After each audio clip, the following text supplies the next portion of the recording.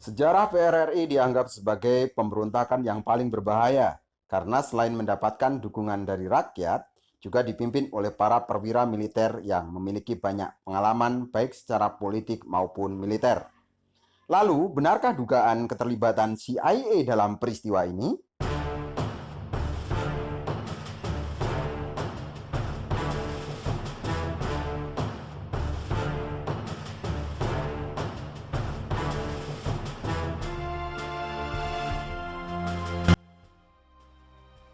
Sejarah PRRI mempunyai hubungan dengan kondisi dan kebijakan pemerintah Indonesia pasca merdeka, terutama terhadap para tentara dan kelompok militer kala itu.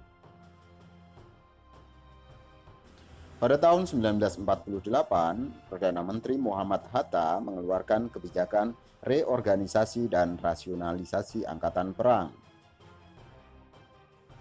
Program RERA ini tujuannya adalah untuk menyederhanakan angkatan perang akibat minimnya anggaran negara.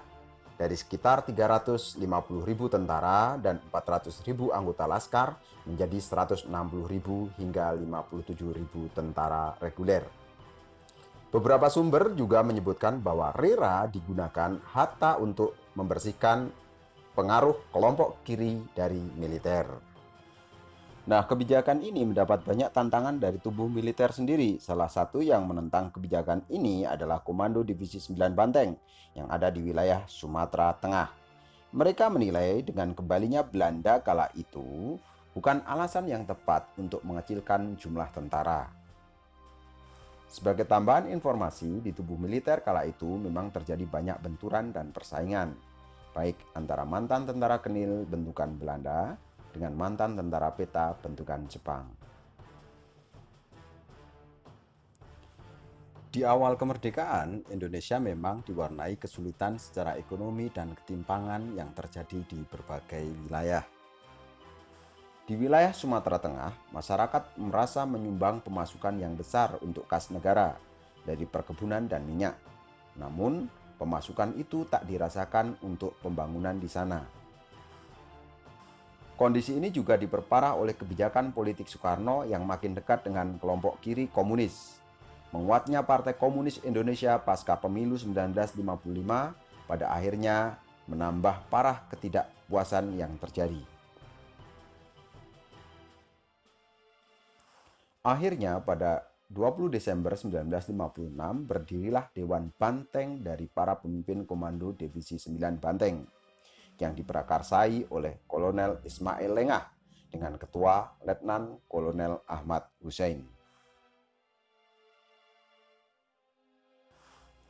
Aksi Letkol Hussein ini diikuti oleh Kolonel Maludin Simbolon dengan membentuk Dewan Gajah di Sumatera Utara. Kemudian lahir juga Dewan Garuda di Sumatera Selatan dipimpin Letkol R. Barlian dan Dewan Manguni di Sulawesi Utara yang dipimpin oleh Letkol Vence Sumual. Kemudian pada 10 Februari 1958, para tokoh Dewan Banteng mengeluarkan 3 ultimatum kepada pemerintah pusat yang isinya meminta pembubaran Kabinet Juanda, pembentukan Kabinet yang bebas PKI, dan pengembalian kursi Soekarno sebagai presiden konstitusional yang tak terlibat pemerintahan. Namun, ultimatum tersebut ditolak oleh pemerintah pusat. Akhirnya, pada 15 Februari 1958, Ahmad Hussein membentuk Kabinet Tandingan yang dinamakan Pemerintahan Revolusioner Republik Indonesia atau PRRI. Mereka menolak tunduk pada pemerintah pusat dan mengangkat Safrudin Prawironegoro sebagai Perdana Menteri. Kala itu juga dibentuk Kabinet Pemerintahan Tandingan. Akhirnya pada April 1958 dibentuklah Satuan Tempur Operasi 17 Agustus dari Kesatuan di APRI dipimpin Kolonel Ahmad Yani. Kekuatan fisik PRRI di Sumatera dengan mudah ditumpas oleh Ahmad Yani dan pasukannya, hanya dalam waktu yang relatif singkat, yang hampir tanpa mendapatkan perlawanan. Meskipun akhirnya berhasil ditumpas, yang menarik dalam peristiwa ini adalah adanya dugaan keterlibatan CIA yang memanfaatkan PRRI. Hal ini tidak terlepas dari pengaruh Perang Dingin dan upaya Amerika Serikat untuk menggulingkan kekuasaan Soekarno serta menghalau berkembangnya komunis di Indonesia. Jadi bagaimana menurut pendapatmu? Apakah PRRI merupakan sebuah pemberontakan? Atau hanya tuntutan atas ketidakpuasan? Atau hanya dimanfaatkan saja? So, sikapi sejarah dengan bijak. Belajar dari sejarah.